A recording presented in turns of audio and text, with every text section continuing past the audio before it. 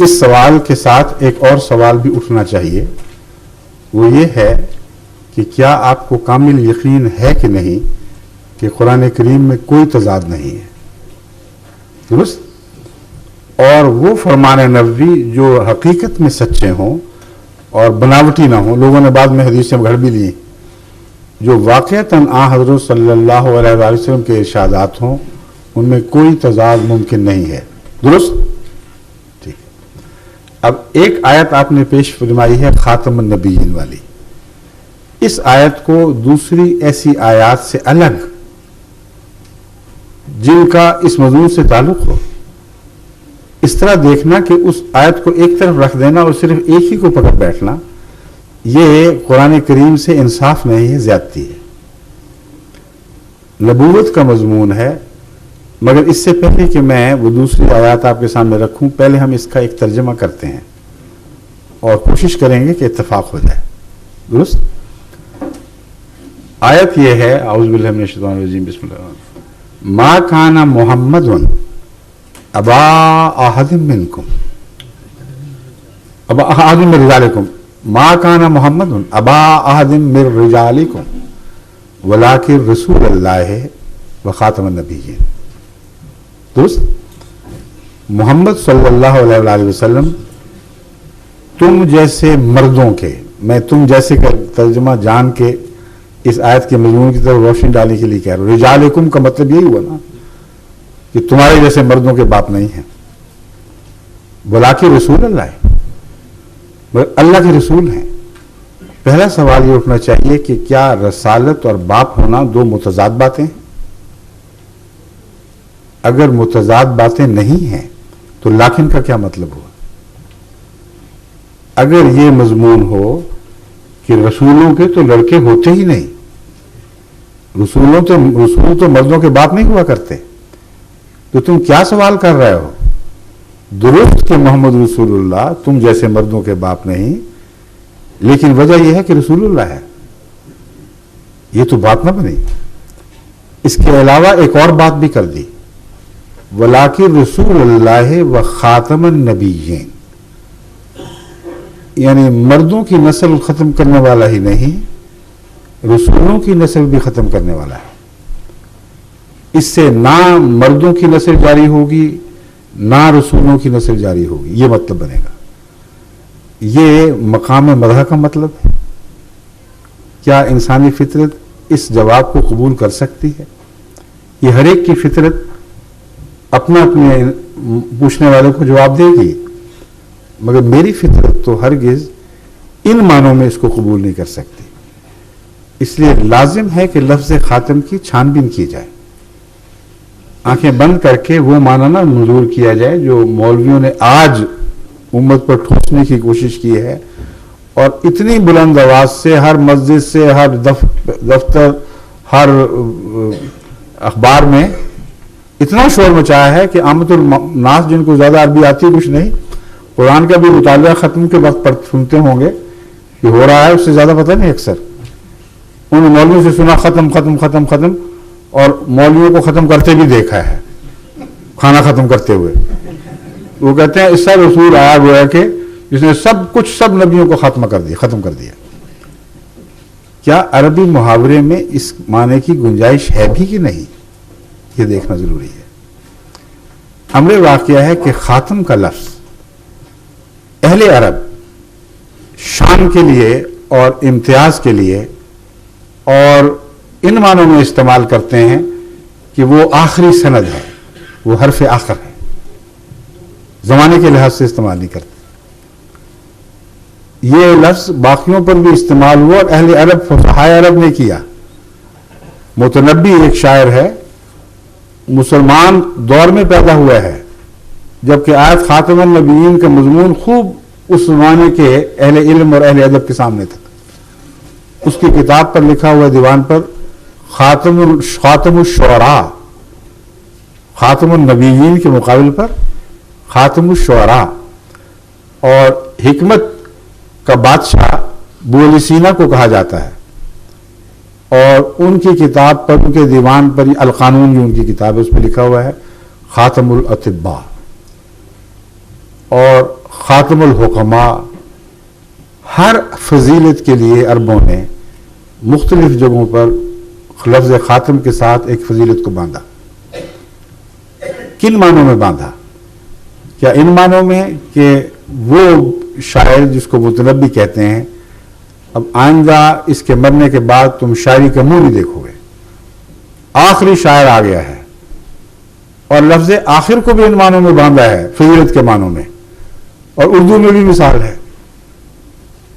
داغ نے کہا آخری شاعر جہان آباد کا خاموش، آپ کے داغ کے متعلق کہا حالی نے کہا، حالی نے داغ کے متعلق کہا تھا آخری شاعر جہان آباد کا خاموش ہے۔ حالانکہ بڑے شاعر پیدا ہوئے جہان آباد، آج کل بھی ہر گلی میں ملتے ہوں گے۔ تو کیا معنی ہے آخری اور خاتم کے جب تعریف کے مقام پر ہوں؟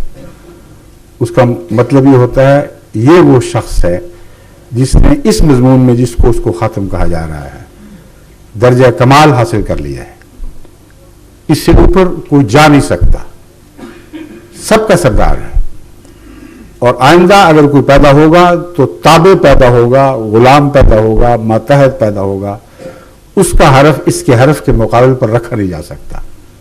یہ وہ سند ہے جس کے بعد ہر دوسری سند بے معنی ہو جائے گی۔ ایک یہ معنی ہے خاتم کے جو عرب استعمال سے معروف ہیں، وہ معنی جو ہم پر مولوی ٹھونسنے کی کوشش کرتے ہیں وہ ان جگہوں میں کسی جگہ بھی خود لگا کے دکھا ہی نہیں سکتے، کیونکہ اگر وہ معنی کریں گے تو ساری فضیلتیں امت سے اٹھ جائے گی، نبوت نہیں جائے گی، ولایت بھی جائے گی، کیونکہ باقی باتیں تو عام عربوں نے کہیں، ایک ایسی بات ہے جو حضرت اقدس محمد رسول اللہ صلی اللہ علیہ وآلہ وسلم نے اسی لفظ خاتم کو استعمال کرتے ہوئے فرمائی۔ حضرت علی کے متعلق فرمایا انت خاتم الاولیاء وانا خاتم الانبیاء، ایک روایت میں ہے انت خاتم الاصفیاء وانا کما کا لفظ یہ کما انا خاتم الانبیاء، اے علی تو اسی طرح ولیوں کا خاتم ہے جیسے میں نبیوں کا خاتم ہوں، اور دوسری روایت میں پاک باز لوگوں کا خاتم ہے۔ تو جس امت سے نبوت بھی گئی، پاکیزگی بھی اٹھ گئی، ولایت بھی باقی نہ رہی، وہاں بیٹھ کے آپ نے کیا کرنا ہے؟ سوچنے کی بات ہے۔ یہ استعمال کسی عام عرب کا نہیں، حضرت اقدس محمد رسول اللہ کا استعمال جن پر آیت خاتم النبی نازل ہوئی ہے،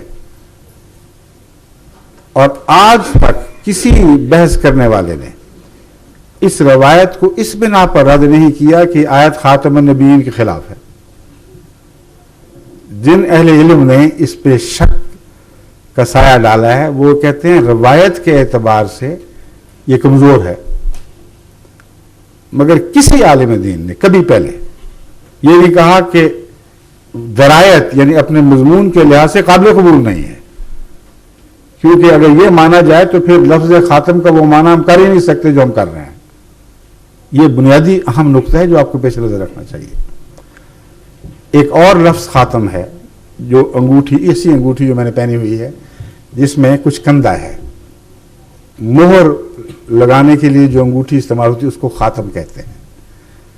تو تصدیق کے لیے انگوٹھی لگائی جاتی ہے جس کا مطلب ہے مصدق، اور آن حضرت صلی اللہ علیہ وآلہ وسلم ان معنوں میں لازماً خاتم تھے، اور ایسے خاتم تھے کہ ان کی کوئی مثال ساری دنیا کی نبوت میں کہیں دکھائی نہیں دے گی۔ یہ چیلنج ہے جو میں غیر مسلموں کو ہمیشہ دیتا چلوں، آج تک کسی نے ایک نے جواب نہیں دیا ہے۔ کوئی نبی کوئی لا کے تو دکھائے جس کی کتاب نے یا جس کے کلام نے تمام دنیا کے انبیاء کی تصدیق کی ہو اور شرط لگا دی ہو کہ جب تک سب کو نہیں مانو گے مجھے بھی نہ مانو گے، مجھے تمہارے ماننے کی کوئی پرواہ نہیں۔ کون وہ نبی ہے؟ حضرت اقدس محمد مصطفیٰ کے سوا صلی اللہ علیہ وآلہ وسلم، اس عالمی شان کا نبی جس نے عالمی نبوت کا دعویٰ کرنا تھا، اس نے اس شرط کو پورا کر دکھایا کہ تمام دنیا میں ہر نبی کی عزت و توقیر کو قائم فرمایا، اور یہ دعویٰ کیا کہ میں مصدق ہوں ان کا، سارے سچے تھے۔ اب عیسائی اگر حضرت صلی اللہ علیہ وآلہ وسلم کی عزت کرتا ہے، احترام کرتا ہے، اس کی ذاتی شرافت ہے، مگر مذہبی نقطہ نگاہ سے غلطی کر رہا ہے، کیونکہ اس کو مذہب یہ کہتا ہے کہ حضرت عیسیٰ علیہ السلام کے بعد نبوت کا ہر دعویٰ کرنے والا جھوٹا ہے۔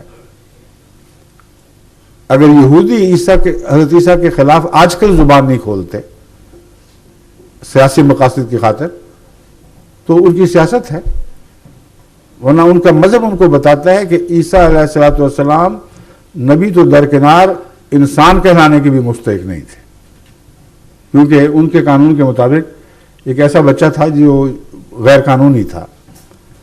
تو شرافتیں ہیں اگر یا مقاصد ہیں تو انسانی ہیں۔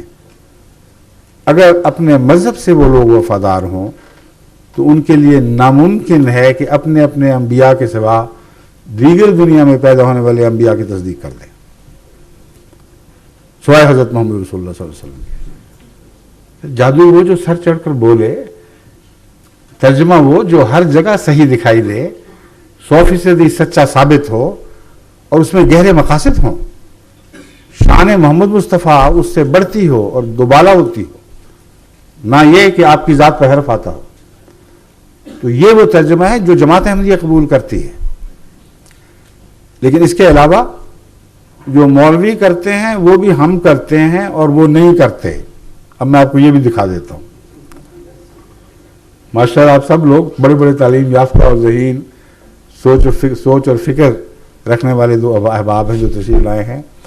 اب مولوی کیا کہتے ہیں، یہ ترجمہ کرو کہ محمد مصطفیٰ صلی اللہ علیہ وآلہ وسلم وہ آخری نبی ہیں جن کے بعد دنیا کبھی کسی نبی کا منہ نہیں دیکھے گی، اور اگر کوئی کسی نبی کی آمد کا بھی قائل ہوا تو پاکستان کے قانون کے مطابق وہ دائرہ اسلام سے خارج ہے، اس کا اسلام سے کوئی تعلق نہیں۔ درست ہے؟ وہ یہ کہتے ہیں کہ خاتم کا مطلب ہے ختم کر دیا۔ وہ ختم کے حوالے سے آپ سب کو بتاتے ہیں کہ دیکھو ختم نہیں ہوتا، کھانا ختم کر دیا، قرآن ختم کر دیا، تو انہوں نے نبیوں کو ختم کر دیا، تو باقی کیا رہا بیچ جو دوبارہ آ جائے گا؟ یہ دعویٰ ہے۔ اور عامت الناس، سادہ لوگ بڑے نعرے مارتے ہیں، واہ واہ سبحان اللہ، ہمیں پتہ لگ گیا ختم ہوتا کیا ہے، جس نے نبوت کا بیج ختم کر دیا، ہر نبی کو مار دیا۔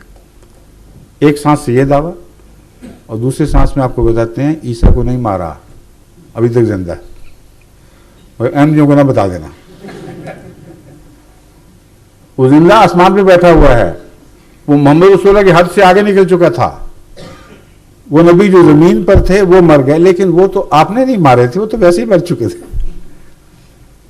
ٹیسٹ کیس تو صرف ایک تھا، اور وہ عیسیٰ تھا۔ اگر کوئی مولوی یہ کہے کہ محمد رسول اللہ کی حد سے نکل گیا، تو محمد رسول اللہ کی حد تو کائنات کی حد سے بھی بالا چلی گئی تھی۔ وہ حد جہاں فرشتوں کے پر جلتے تھے، اس مقام رفعت تک حضرت محمد رسول اللہ پہنچے۔ آتے جاتے ہوئے عیسیٰ کو بھی تو ہلاک کر آتے کہ چھٹی ہو اس مسئلے سے، میں ثابت ہو جاؤں کہ میں آخری نبی ہوں اور مجھ سے پہلے تمام نبی مر چکے ہیں۔ نہیں کیا۔ پھر اگلی بات آپ کو بتاتے ہیں کہ نبوت اس طرح ختم ہوئی کہ کبھی کوئی نبی نہیں آئے گا، لیکن عیسیٰ علیہ السلام آ جائیں گے اور وہ نبی بھی ہوں گے۔ اب اس سے پوچھے خدا کا خوف کرو، ابھی تو تم کہہ رہے تھے کوئی نبی کبھی آئے گا ہی نہیں، کہتے ہیں نہیں تم سمجھے نہیں، ہم پرانے نبی کی بات کر رہے ہیں۔ خاتم کا مطلب ہے نیا نبی نہیں آئے گا، پرانا آئے گا۔ اب یہ مطلب وہ نکال سکتے ہی نہیں، وہ خاتم کا یہ ترجمہ کیا جس نے پہلے سب کو مار دیا، سب کا ختم کرنے والا۔ تو ختم ہوا یا جسمانی لحاظ سے یا فیض کے لحاظ سے، اور تیسرا ختم کیا ہوتا ہے؟ تو خود خاتم میں کھڑکی کھولی ہے۔ لفظ خاتم کو ایک مکمل مجسم دیوار کے طور پر تسلیم نہیں کیا، جس کی حد سے پار کوئی نبی نہیں جا سکتا۔ اس میں کھڑکی کھول دی، وہ جس طرح چور ڈاکو سند لگاتے ہیں، اس طرح اندر داخل ایک سند لگا دی اور دروازہ کھڑکی کھول دی کہ عیسیٰ علیہ السلام آئیں گے تو یہاں سے نکل کے آ جائیں گے چپ کر کے۔